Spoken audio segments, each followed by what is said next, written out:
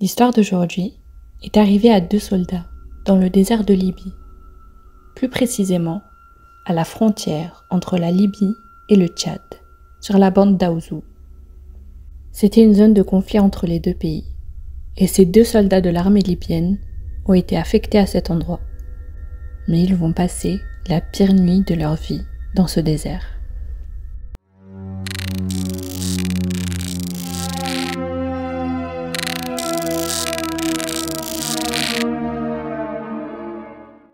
L'histoire commence en 1992.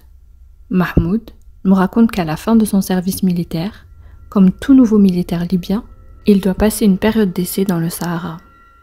La bande d'Aouzou est éloignée de tout. Il n'y a rien, à part les camps militaires des 2 côtés. La journée, on y meurt de chaud. Et la nuit, il y fait un froid glacial. La ville la plus proche est à une centaine de kilomètres. Mahmoud et 9 autres soldats ont été déposés dans cette zone en hélicoptère. Aucun d'entre eux ne connaît cette région ou n'y a déjà mis les pieds. À leur arrivée, ils trouvent 2 cabanes avec le toit en camouflage aux couleurs du sable. C'est là où ils vont vivre. Il n'y a ni eau, ni électricité. Et une fois par semaine, un gros camion militaire vient réapprovisionner les citernes d'eau et leur laisser de la nourriture pour la semaine. Les soldats déjà sur place nous indiquent nos postes et nous expliquent ce qu'il faut faire ou ne pas faire. Par exemple, de nuit, il est strictement interdit d'allumer une source de lumière, ne serait-ce qu'une cigarette. Car pour nous, c'est peut-être banal, mais avec l'infime lueur d'une cigarette, l'ennemi peut vous localiser et ouvrir le feu sur vous. La première nuit, Mahmoud est de garde. Il est à son poste quand il entend au loin des bruits de voitures. Des 4x4 militaires. Le son s'approche de plus en plus, mais aucune lumière de phare à l'horizon. Mahmoud regarde dans ses jumelles de vision nocturne, mais ne voit rien. Ne sachant pas s'il s'agissait d'un piège ou de militaires ennemis qui s'approchaient pour ouvrir le feu, il s'est mis à tirer en l'air, puis le son des voitures a disparu. Il ne sait toujours pas ce que c'était et nous raconte la suite. Du coup, cette nuit-là, le chef du camp a décidé qu'on surveillerait la zone en binôme au lieu d'être seul. Je suis donc affectée avec Mortar, mon ami. Nous tenons notre poste allongé dans le sable, à environ 5 mètres l'un de l'autre, nos kalachnikovs à la main. Au bout de quelque temps, je sens quelqu'un me tapoter l'épaule. Sans me retourner, je réponds « Oui, Mortar, qu'est-ce qu'il y a ?» Pas de réponse. Mais on me tapote l'épaule à nouveau. « Oui, j'écoute, parle. » Ce n'est qu'à la 3e fois où on me touche l'épaule que je me retourne pour voir une forme humaine debout derrière moi. Mais elle est toute noire. Cette vision m'a terrorisée et j'ai commencé à invoquer Dieu. À l'instant où j'ai prononcé le nom d'Allah, cette chose a disparu.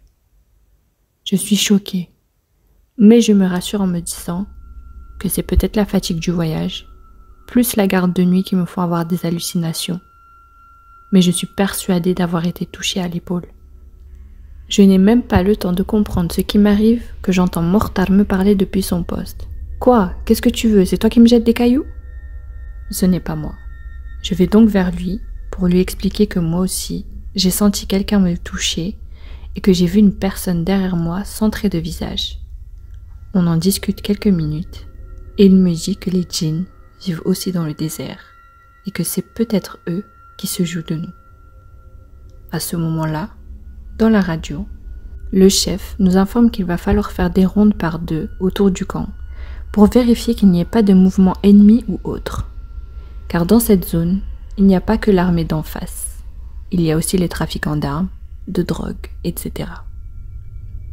Ce sont aussi des bandes armées qui n'hésitent pas à ouvrir le feu. Le chef nous dit que si on voit la moindre chose suspicieuse, on doit tirer 2 coups en l'air pour que les renforts arrivent. On se met donc en marche, Mortar et moi. Nous avons une zone de 2 km à surveiller. Nous marchons seuls. Il n'y a qu'obscurité et désert à perte de vue. Au bout d'environ 1,5 km, on entend des bruits de tambours et de flûtes, comme une fête au milieu du désert. Mortar Tu entends ce que j'entends? Mortar entend bien la même chose que moi. Devant nous, il y avait une dune de sable. Nous avons décidé de l'escalader pour voir d'où viennent ces sons. Effectivement, autour d'un feu, des hommes et femmes dansent et chantent au rythme des tambours. À les entendre parler, je reconnais la langue amazigh et j'en conclus que ce sont des Touaregs, ces peuples du désert, aussi appelés le peuple bleu, de par les tenues qu'ils portent. Je propose à Mortar de tirer en l'air pour alerter le camp, mais il me répond que ce n'est pas la peine, que c'est sûrement juste des nomades qui passent par là et qui sont pacifiques. On décide alors de rester les surveiller au cas où. Nous nous postons donc en haut de cette dune et entamons la conversation. Au bout de quelques minutes, un homme, sorti de nulle part, nous surprit. Par où il est passé? Nous sommes en haut de la dune, avec une vue panoramique autour de nous. Donc s'il était monté, on l'aurait vu. Mais bon, passons. Bizarrement, il ne nous parle pas dans sa langue, mais il nous parle en arabe littéraire. Il nous invite à le suivre et que nous sommes les bienvenus chez lui. Il nous explique qu'en effet, ce sont des nomades, qu'ils vivent dans le désert, et il nous raconte un peu plus sur leurs conditions de vie. À l'approche du camp, il nous dit « Ne regardez personne et ne parlez à personne. Une fois dans notre campement, vous baisserez les yeux et ne regarderez que devant vous. Chez nous, l'étranger doit se comporter avec humilité et respect. Nous faisons comme il nous dit, et ne posons les yeux ni sur les femmes, ni les enfants, ni même les hommes. » Il nous dirige vers une petite tente, un peu à l'écart, où il nous invite à s'asseoir. Une merveilleuse odeur de viande grillée nous atteint.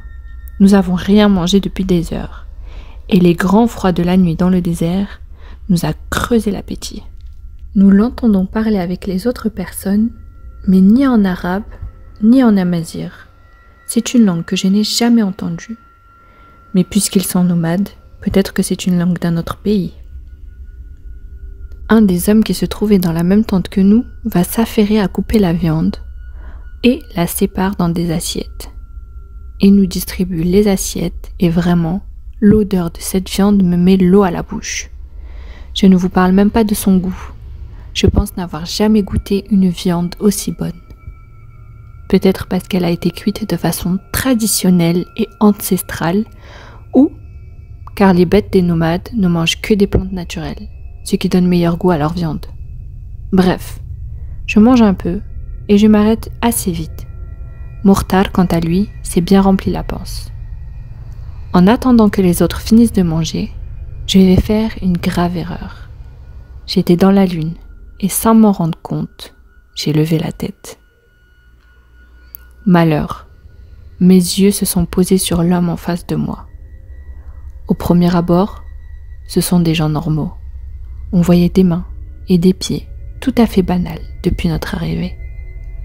Mais c'est leur visage qui m'a glacé le sang. Je ne vais même pas me fatiguer à vous décrire, car vous ne comprendriez pas le niveau d'horreur. Ou même, vous me traiteriez de menteur. Mais j'ai bel et bien vécu cette nuit d'horreur, et je n'ai aucune raison de mentir. Son visage était effacé, aucun trait, pas de bouche, ni d'yeux, ni de nez, rien. Mes yeux s'écarquillent à mesure que je me rends compte de ce que je vois. Je regarde autour et ils sont tous pareils. Ils n'ont pas de visage. Je pourrais vous expliquer pendant des heures. Je n'arriverai pas à vous exprimer la terreur que j'ai ressentie à ce moment-là. Je luttais de toutes mes forces pour ne rien faire paraître. On ne sait jamais. Je me tourne vers Mortar pour essayer d'attirer son attention et essayer de lui faire comprendre que quelque chose ne va pas. Mais il est toujours occupé à manger. Il se tourne enfin vers moi et me fait un signe de la tête pour me demander ce qu'il y a. Je lui fais comprendre avec mes yeux de regarder autour de nous. Sans s'en rendre compte, tellement il était choqué par cette vision et s'est mis à dire « A'oudou billahi minash shaitani rajim », c'est-à-dire « Je cherche protection auprès d'Allah contre Satan le lapidé ». Et encore une fois, à la mention du nom de Dieu, tout a totalement disparu. Plus personne, Plus de feu, plus de tente, rien. Seulement un désert obscur tout autour de nous. Mokhtar, dans la panique, allume sa lampe torche alors que c'est strictement interdit. Qu'est-ce qu'on vient de vivre? Où sont passés tous ces gens? Qu'est-ce qu'on a mangé? On va regarder nos mains et elles sont noires de charbon. En fait, nous mangions du charbon depuis le début. Mokhtar va être pris de douleur au ventre car lui en a mangé beaucoup. Le camp est à un peu plus d'1 kilomètre, donc on décide d'y retourner. Mais au bout de quelques pas, la douleur de Mokhtar s'intensifie et il est obligé d'aller se soulager. Je dois donc rester seule à surveiller un moment. Il s'éloigne qu'une dizaine de mètres et je lui tourne le dos. Mais quelques secondes plus tard, je l'entends crier « Mahmoud, Mahmoud à l'aide !» Je me précipite vers lui et je vois un chien énorme en position d'attaque en face de Mokhtar. Le temps que j'attrape mon arme pour viser le chien, plus rien. Il a disparu. Je dis à Mokhtar qu'on doit se dépêcher de retourner au camp avant qu'il ne nous arrive du mal. On presse le pas en direction du camp et je peux entendre les intestins de Mokhtar se tordre dans son ventre. Moi aussi j'ai mal, mais pas autant que lui.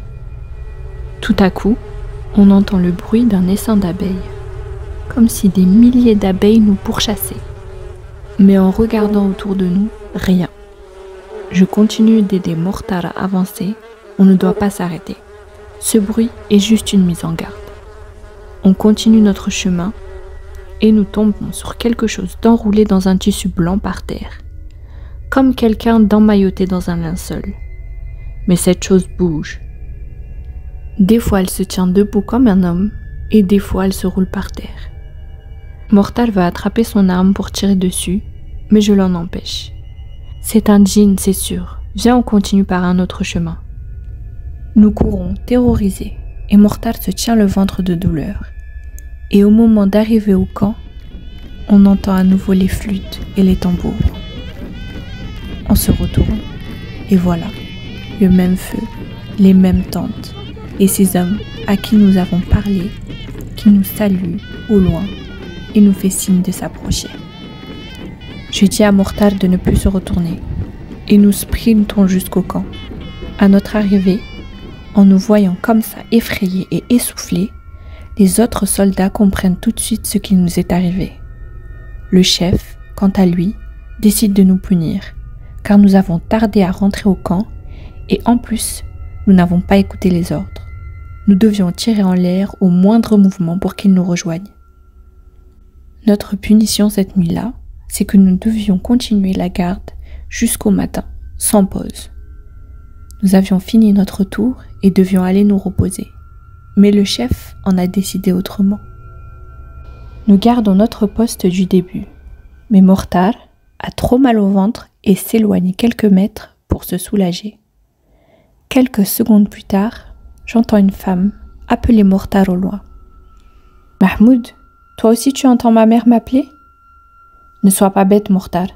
Qu'est-ce que ta mère viendrait faire au milieu du désert ? Ce sont eux qui essayent de t'attirer. Ne pars surtout pas à la recherche de la voix. » Il finit et revient à son poste. Là, un air glacial nous frappe le visage. Il fait très froid la nuit au Sahara, mais pas à ce point-là. Au même moment, le grand homme qui nous avait invités apparaît devant nous. Mais cette fois, son visage est tout noir, comme brûlé. Et on ne le distingue pas du reste de l'obscurité, mis à part ses yeux qui luisent dans la nuit. J'ai tiré sur lui 2 coups de kalash et il a disparu en une fraction de seconde. On décide alors de fuir vers les cabanes et on croise les autres militaires venant vers nous. On a entendu le coup de feu. Qu'est-ce qui se passe? Je leur explique ce qu'on a vu et que Mokhtar ne peut pas continuer son tour avec ce mal de ventre. Le chef du camp va envoyer 2 soldats nous remplacer. Et le lendemain matin, il va appeler quelqu'un pour venir nous chercher. Selon lui, nous ne sommes pas faits pour ce camp. Dès notre première nuit, on a fait trop de problèmes. À notre retour en ville, nous avons écopé d'1 mois de prison chacun. Mais je préfère largement la prison à cette nuit affreuse. Mokhtar, quant à lui, il ne faudra plus jamais lui proposer de viande grillée. La moindre odeur de viande le dégoûte à cause de cette douleur au ventre qu'il a eue. C'était l'histoire de Mahmoud et Mortar et leur nuit d'horreur dans le Sahara libyen.